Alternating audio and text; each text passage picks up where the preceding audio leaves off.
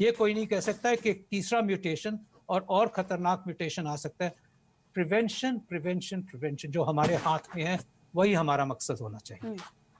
नहीं, सही बात आप कह रहे हैं कि बहुत सारे लोग मास्क को लेकर उतने सजग नहीं रह जाते। उन्हें लगता है कि चलो अब तो वैक्सीन आ गया, अब हिंदुस्तान में पहली डोज मिलने से पहले ही वाकई गले के आसपास लटका हुआ मास्क मिल जाता है। तो ऐसा लोगों को बिल्कुल नहीं करना है। अगर डॉक्टर्स भी यही बात आपको कह रहे हैं कि दवाई तो आ रही है, अपने रास्ते से आ रही है और आगे भी देखेंगे, लेकिन संक्रमण से बचने का बेस्ट तरीका यही होता है कि आप कम से कम उन बेसिक नियमों का पालन कर लें।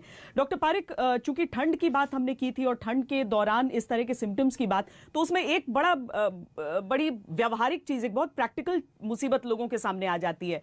वो ये कि गर्मी के मौसम में जब कोरोना का ये संक्रमण आया, तब कहा गया कि जब भी आप बाहर से आ रहे हैं तो आप पूरी तरीके से अच्छे से नहा लें। और उसके बाद अब ठंड के इस मौसम में बड़ी लोगों को यह भी दिक्कत आ रही है कि अब कोरोना से बचने के लिए उस 2 डिग्री या 0 डिग्री की ठंड में भी जाकर वही पूरा रूटीन अपनाना पड़ रहा है। जी, नमस्ते। अभी जो कुछ मेरे कलीग्स ने कहा है वो सचमुच है और उसको मैं वापस बोलना नहीं चाहता हूं। लेकिन ये ठंड के मौसम के बारे में हमको ये समझना चाहिए कि ठंडी का असर नहीं हो रहा है वायरस पर। हम लोग वायरस की मदद कर रहे हैं। हम लोग वायरस की मदद हमारे बिहेवियर से कर रहे हैं।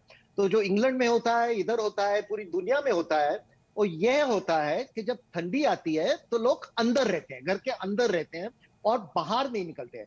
और वो अंदर रहने से, उसी हवा को वापस ब्रीथ करने से ये वायरस बढ़ जाता है। और दूसरी बात यह है कि हमको ये समझना चाहिए, जैसे हमको बताया है कि ये वायरस तो म्यूटेट होते जा रहा है, इसका अवतार बदलता है। जैसे पहले रामायण महाभारत में लिखते थे कि राक्षस का अवतार बदलता है और फिर लोगों को पहचानने में दिक्कत होती है, वैसे ये म्यूटेशन तो रहता है। लेकिन फिक्र की ये बात है कि इस समय जो वायरस में म्यूटेशंस हुए हैं, 23 कम से कम म्यूटेशन हुए हैं, उसमें से 8 mutation S protein, spike protein पे हुआ है, जिससे वायरस अंदर आ सके। तो ठंडी में अगर हम लोग घर में ही रहेंगे तो इससे इन्फेक्टिविटी बढ़ने का चांसेस बढ़ जाता है। अभी बहुत सारे म्यूटेशन होते हैं लेकिन उससे वायरस को कुछ फायदा नहीं होता है, इसलिए वो चले जाते हैं। फ्लू का जो वायरस होता है और दर साल म्यूटेट होता है। लेकिन क्या होता है, जब वैक्सीन तैयार होता है तो म्यूटेशन के प्रिपरेशन में वैक्सीन पहले से ही तैयार हो जाता है और बहुत टाइम वो प्रिडिक्शन सही रहता है। काफी ऐसे भी हो जाता है कभी कभी कि वो गलत हो जाता है।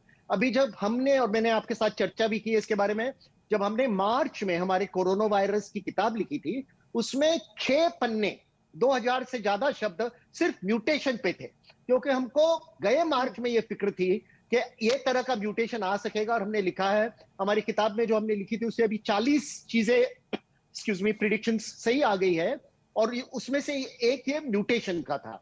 तो म्यूटेशन तो आने वाला ही था, म्यूटेशन और भी हो सकता है, होने वाला है। लेकिन हमारी जो बिहेवियर है वो सबसे ज्यादा ये वायरस की मदद कर रही है। तो ठंडी हो या गर्मी हो, जब तक, जैसे मेरे कलीग्स ने बताया है, हम बराबर ठीक तरह से प्रिकॉशंस लेंगे तो वही सबसे ज्यादा हमारी मदद कर सकता है और वायरस को रोक सकता है।